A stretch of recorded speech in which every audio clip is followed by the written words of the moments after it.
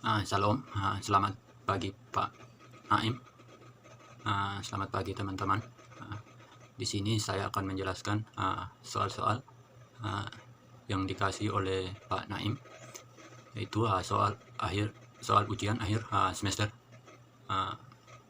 mata kuliah profesi keguruan, yang dimana soalnya yaitu tentang adanya pandemi COVID-19 membuat seluruh sektor terguncang. Salah satunya adalah dunia pendidikan. Banyak pengamatan pendidikan mengatakan bahwa dunia saat ini sedang mengalami krisis pendidikan, sehingga secepatnya harus diatasi dengan serius. Dengan fenomena di atas, bagaimana pendapat saudara sebagai calon pendidik di masa depan? Soal yang kedua, jelaskan secara singkat bagaimana pendapat saudara mengenai haruskah bersekolah dari rumah. Yang kedua, efektifkah sekolah menggunakan metode daring? Yang ketiga, benarkah pendidikan di masa pandemi mengalami penurunan kualitas? Sebagai calon guru, apa rekomendasi Anda tentang hal tersebut? Baik, di sini saya akan menjelaskan hal yang pertama. Sebelumnya, nama saya Franciscus Billy Dima, NPM 1704040010. Soal yang pertama tadi, dengan fenomena tersebut, bagaimana pendapat saudara sebagai calon pendidik? Baik, pandemi COVID-19 membuat seluruh umat manusia di dunia mestinya beradaptasi dengan situasi yang baru agar tetap sehat dan selamat dengan melakukan rutinitas sehari-hari. Model adaptasi yang dilakukan di berbagai negara berbeda-beda, namun faktor pengalaman dalam menghadapi situasi krisis menjadi modal berharga. Dengan modal pengalaman itu, penanganan dampak pandemi COVID-19 di semua sektor menjadi lebih mudah. Beberapa hal yang harus diperhatikan dalam dunia pendidikan yaitu mendistribusikan sumber daya yang dapat mencegah menyebarnya penyakit. Sumber-sumber daya seperti peralatan untuk mengukur suhu tubuh, masker, dan lain sebagainya. Alat tersebut dipastikan harus tersedia di lini semua sekolah. Menciptakan tim penjaga penyakit di sekolah untuk mendorong penerapan protokol kesehatan dan keselamatan. Tim ini juga bertugas menyebarkan cara-cara mencegah penyakit, memonitor status kesehatan para siswa dan staf di sekolah, dan melaporkan apabila ada warga sekolah yang terindikasi terjangkit COVID-19. Yang berikut, memastikan tersedianya dan terdistribusinya sumber-sumber belajar bagi semua siswa dan guru selama mereka harus menjalankan kegiatan pembelajaran dari rumah. Memonitor kondisi sosial dan emosional para guru dan siswa dengan harapan agar pandemi ini tidak meruntuhkan moral mereka, sehingga tetap dapat berjalan proses pembelajaran secara optimal. Baik, yang berikut, kita ketahui bersama bahwa secara luas wilayah Indonesia memang jauh lebih besar dibandingkan negara-negara lain. Namun kita tidak bisa mengatakan bahwa apa yang diharapkan di negara lain tidak mungkin bisa diterapkan di Indonesia yang masyarakatnya beragam dan tersebar di berbagai pulau-pulau di Indonesia ini. Selalu ada yang bisa kita pelajari, bahkan dari negara-negara maupun kota-kota kecil yang bisa dari kota-kota kecil sekalipun. Dari pengalaman-pengalaman tersebut kita berharap Indonesia dapat segera keluar dari pandemi, atau setidaknya dapat terus menjalankan roda pendidikan dengan sehat dan selamat meski pandemi COVID-19 masih mengancam. Bagaimanapun, mewujudkan masyarakat yang cerdas adalah tujuan kita bersama. Baik, saya akan menjawab pertanyaan kedua tadi, yaitu haruskah bersekolah di rumah? Baik, harus bersekolah di rumah, di mana akibat pandemi ini. Sejak tahun lalu, anak-anak terpaksa harus bersekolah di rumah. Banyak video viral yang menunjukkan kesedihan anak-anak karena merindukan pembelajaran tatap muka di sekolah dan dengan teman-temannya, sehingga jenuh mengerjakan tugas yang kian menumpuk selama sekolah di rumah. Himbauan untuk bersekolah di rumah tak sepenuhnya mudah dilakukan. Biasanya rumah menjadi tempat berkumpul bersama keluarga dan beristirahat dari padatnya kesibukan bekerja atau bersekolah. Pandemi COVID-19 mengubah segala tatanan cara hidup kita, termasuk soal bersekolah bagi anak-anak. Baik, yang kedua, efektifkah sekolah menggunakan metode daring? Baik, permasalahan yang terjadi bukan hanya terdapat pada sistem media pembelajaran, tetapi ketersediaan kuota yang membutuhkan biaya cukup tinggi bagi siswa dan guru guna memfasilitasi kebutuhan pembelajaran daring. Kuota yang dibeli untuk kebutuhan internet menjadi melonjak, dan banyak di antara orang tua siswa atau siswi yang tidak siap untuk menambah anggaran dalam menyediakan jaringan internet. Kendala yang dihadapi peserta didik selama pembelajaran daring yakni jaringan internet tidak stabil, tugas terlalu banyak, sulit fokus, pulsa kuota terbatas, aplikasi rumit, dan lebih senang dengan pembelajaran tatap muka. Pembelajaran daring tidak bisa lepas dari jaringan internet. Koneksi jaringan internet menjadi salah satu kendala yang dihadapi siswa yang tempat tinggalnya di pinggiran kota atau yang jaringannya tidak ada atau kurang. Perlu disadari bahwa ketidaksiapan guru dan siswa terhadap pembelajaran daring juga menjadi masalah. Kegagalan pembelajaran daring memang nampak terlihat di hadapan kita. Tidak satu atau dua sekolah saja, melainkan menyeluruh di beberapa daerah di Indonesia. Baik, solusi atas permasalahan ini adalah pemerintah harus memberikan kebijakan dengan membuka layanan gratis aplikasi yang dimana bekerja sama dengan penyedia internet dan aplikasi untuk membuat proses pembelajaran daring ini. Bagi sekolah perlu untuk melakukan bimbingan teknik atau BIMTEK, online proses pelaksanaan daring, dan melakukan sosialisasi tentang tata cara pelaksanaan pembelajaran daring.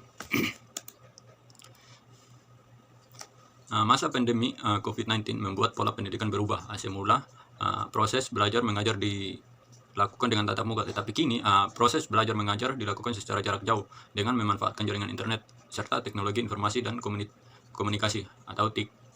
Dari segi manfaat, dilakukan pembelajaran jarak jauh atau PJJ telah menjejakkan proses pendidikan di tanah air ke arah digitalisasi. Namun di sisi lain, hal itu juga menimbulkan hambatan bagi daerah yang mengalami kendala akses jaringan tadi dan ketiadaan gawe karena rendahnya tingkat ekonomi masyarakat. Pembelajaran jarak jauh cukup sulit untuk dilakukan. Selain itu, proses belajar mengajar yang membutuhkan praktek secara langsung juga mengalami kendala. Baik, kita masuk pada pertanyaan berikut, yaitu benarkah pendidikan di masa pandemi mengalami penurunan kualitas? Baik, dari aspek kebijakan publik, tantangan terbesar Kementerian Pendidikan dan Kebudayaan atau Kemendikbud adalah mengoptimalkan pembelajaran sistem daring untuk memperluas jangkauan ke seluruh wilayah Indonesia atau wilayah tanah air ini. Dengan keterbatasan anggaran, Kemendikbud harus mengeluarkan kebijakan inovatif yang lebih menekankan pada kualitas pembelajaran berbasis teknologi informasi. Contohnya, Kemendikbud harus mengeluarkan kebijakan belajar dari rumah. Pembelajaran daring yang mampu mendorong siswa menjadi kreatif, mengakses sebanyak mungkin ilmu pengetahuan serta dapat menghasilkan karya, bukan membebani siswa dengan tugas yang bertumpuk yang terkesan hanya sebagai formalitas belaka dari guru terhadap murid dengan melupakan esensi dari kegiatan belajar mengajar. Baik, rekomendasi saya tentang hal tersebut. Baik, penutupan sekolah, kita ketahui bahwa penutupan sekolah telah menjadi alat umum dalam pertempuran melawan COVID-19 ini. Pendidikan dilakukan secara serentak dengan cara daring guna menghindari pola pendidikan tatap muka. Dalam kenyataannya, ketergantungan masyarakat Indonesia terhadap pendidikan di sekolah berimbas pada kemampuan belajar siswa sehingga dapat terjadi learning loss. Selain dari aspek ketergantungan ini, konsep dari pembelajaran jarak jauh yang ditawarkan pemerintah juga terkesan tidak siap untuk menyusun program dan kurikulum yang sesuai riset, survei, dan realita di Indonesia ini. Baik, dari permasalahan learning loss ini, dikhawatirkan siswa yang akan mengalami kesulitan belajar setelah masa pandemi COVID nanti usai. Jika kualitas siswa menurun, nantinya akan berimbas pada pembangunan pendidikan secara keseluruhan dan juga dunia kerja. Tidak mengherankan bila muncul saran-saran yang berisikan gagasan untuk perpanjangan lama tahun belajar. Beberapa di antaranya mengusulkan masa belajar diperpanjang selama 6 bulan. Ada juga yang menyarankan diperpanjang selama 1 tahun. Dan ada pula yang menyarankan diperpanjang sesuai lama dari pandemi COVID-19 ini.